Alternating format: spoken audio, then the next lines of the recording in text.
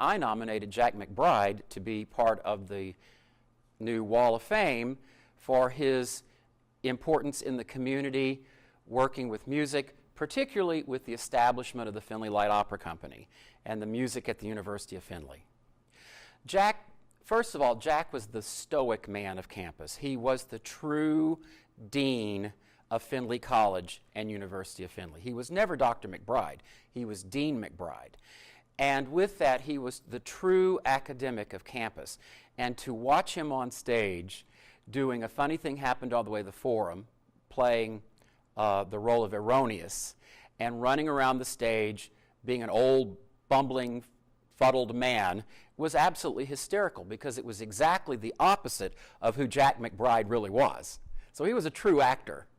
One of the most exciting things for me with Jack, and I considered it a great honor, is that Jack hired me at Findlay College in 1981. He took a young kid from Southeast Texas, brought him to Ohio to be the choir director, and turned me loose to do whatever I needed to do to make the program grow at the University of Findlay. Jack going to Juilliard was an important thing in his life. He also had a great sense of practicality that I'm not sure you always get from Juilliard. I was in my late 30s or so, and Jack retired, and he came to me and said, I want to take voice lessons again. Well, by that point, Jack was in his late 70s, maybe even early 80s at that point. And it was so fun to work with Jack. And he said, well, I'm not sure I can sing anymore. And I said, yes, you can. And we had such a great time working through some of the old songs that he had learned back in the 50s at Juilliard. Jack almost single-handedly created the Findlay Light Opera Company. He had a great love of Gilbert and Sullivan, and he saw that as a chance to have those works performed in Findlay. Jack saw that opportunity. We were celebrating an event at the courthouse, the renovation of the courtroom, I believe. And he, all of a sudden, when that was a success, saw this as an opportunity to give Findlay a summer of light opera. And Jack and Ellie Mitchell, my wife Denise, several people in the community got together and formed the Findlay Light Opera Company, which really gave Findlay a tremendous entertainment outlet through the late 80s, all of the 90s, into the 21st century. And the organization still exists today, and it was all because of Jack.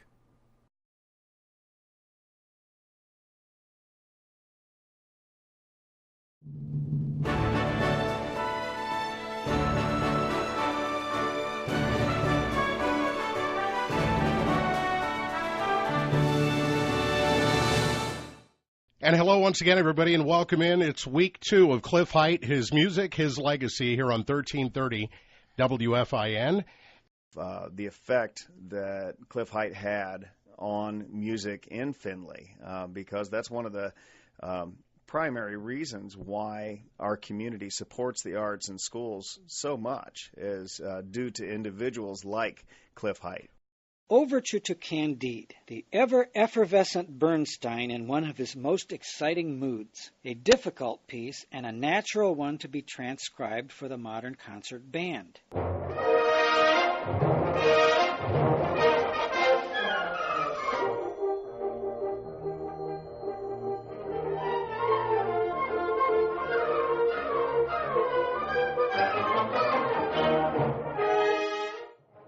My dad was the smartest, funniest, best storyteller I've ever known.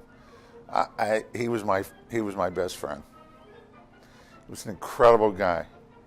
People used to talk about how tough he was on his students to try to get to perfection. But I had exposure to all kinds of instruments, music.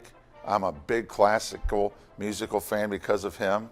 And I have a very good background and understanding because of he and my mother. My mother was an incredible musician, as well as were my sisters, all 3 of them.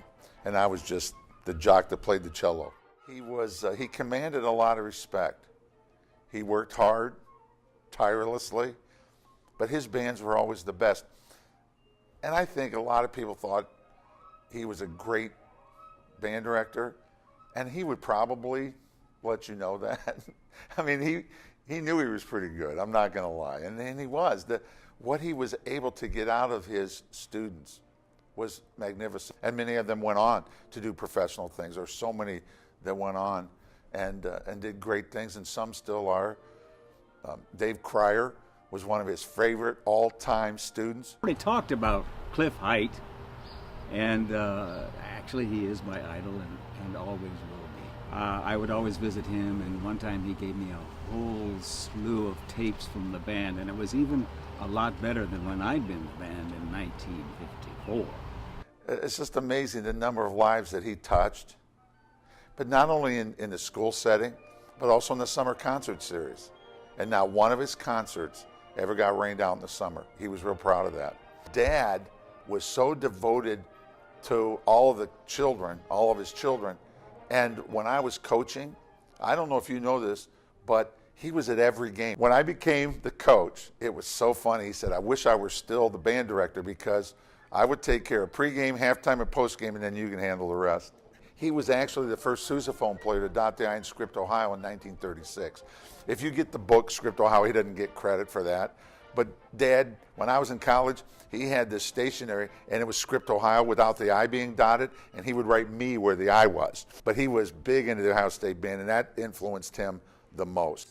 Well, first of all, Dad would somehow, and it didn't happen a lot, would be as modest as could be. He would probably cry, and he would be moved. The thing is, when I wrote the background for the application process, I was the haughty one. I said, I can't think of anybody that's done more for music than Cliff Height. He is the music man of Findlay, Ohio. Findlay High School Concert Band was better than anybody's, and it just was. And if people want to argue with me, I've got proof. I've got the tapes. And I'm telling you again, and some people have heard them, they know it's the truth. Our family is incredibly grateful for this honor. It's just amazing how this has all come to fruition with the Marathon Petroleum Arts Center and this Hall of Fame and all these great things. And I'm so humbled by this whole thing, but I'm so proud of Dad.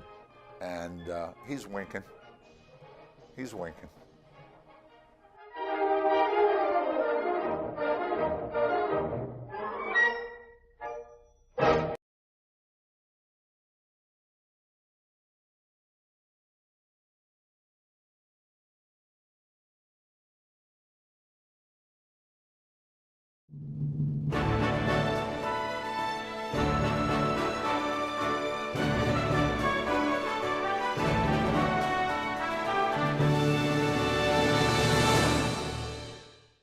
Well, I nominated David Cryer because he seems like an absolute natural for the position of inaugural inductee. And I attribute that to the fact that David is an outstanding person, an outstanding performer, and his longevity is incredible. Since he started at 16, he is now 80, and he is still performing.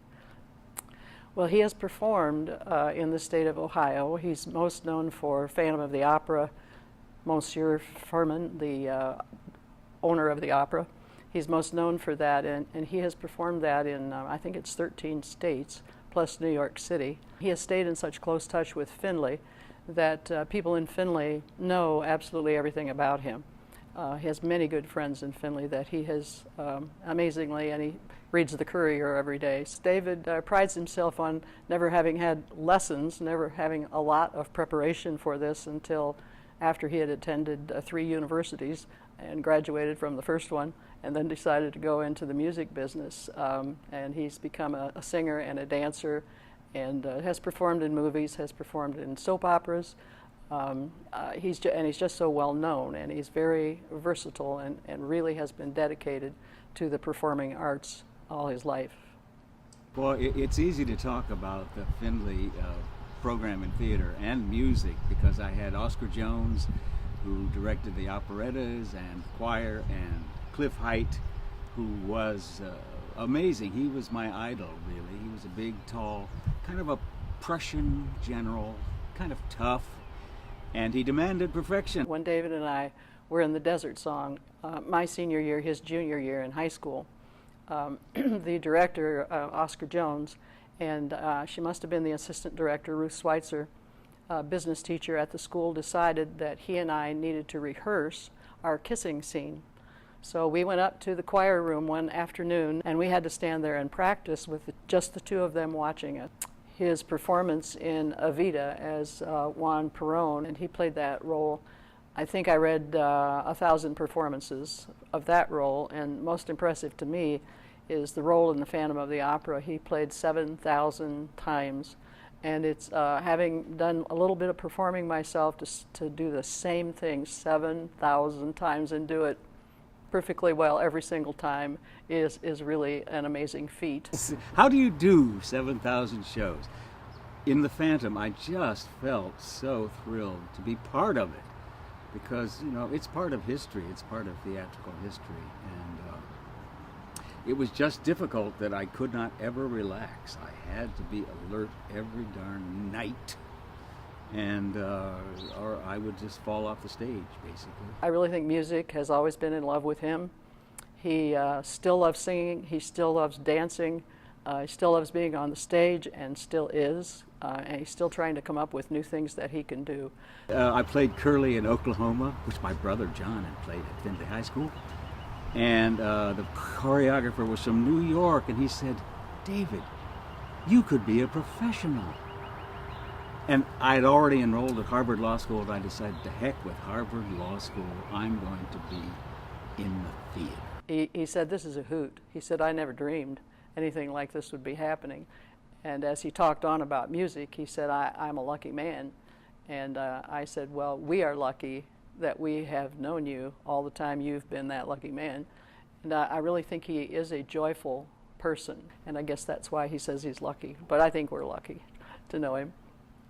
Well, I am just amazingly thrilled to be part of this wall of fame. I told Barbara Deisinger, my friend, oh my gosh, I probably am not going to make the wall, but I made the wall. I'm so thrilled.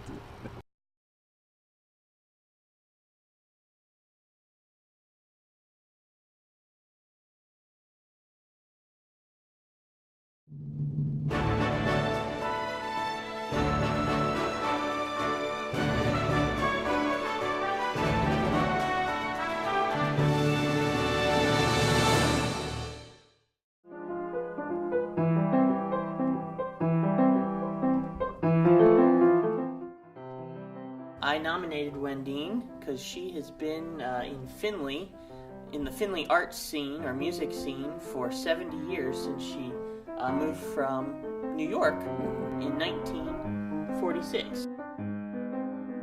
My mother wanted me to come back to Texas and help with the culture there.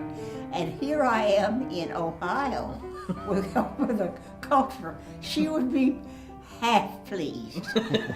Just half, because she was a loyal Texan.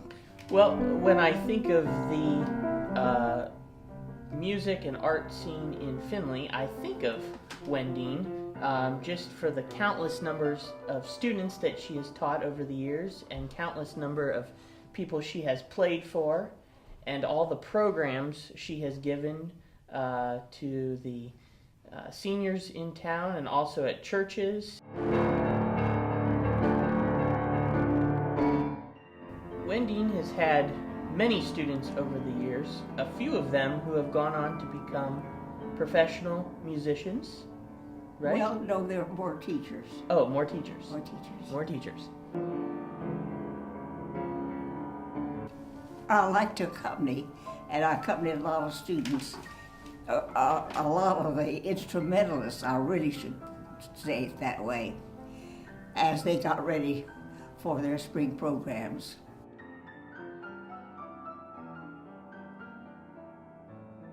Helping the young people with be proficient in skills, shall we say? Yeah.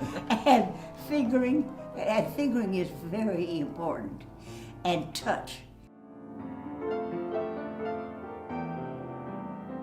Of course, I think your technique has to start from your pieces, but I was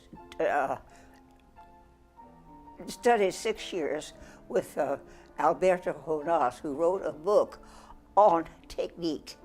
And he had special exercises to strengthen your fourth finger or to show you how you could figure a certain passage. Everybody should have a sport, but just one, and not emphasized, because music is important. Bands, think about how wonderful it is to listen to that music.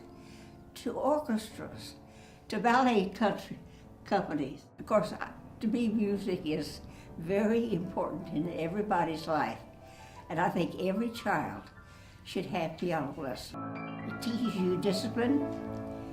It teaches you your muscles develop. You listen to good music. It's really an inspiration.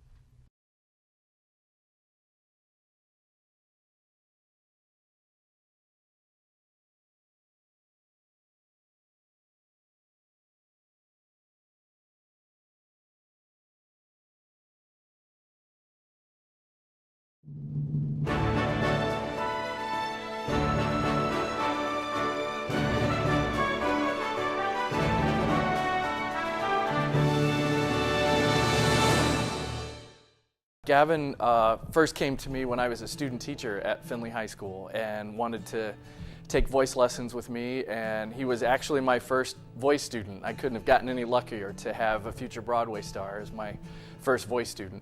But I knew he was something special right away. He just had a quality about him of always positive with everybody, and just always working hard and focused on his goal and his dream.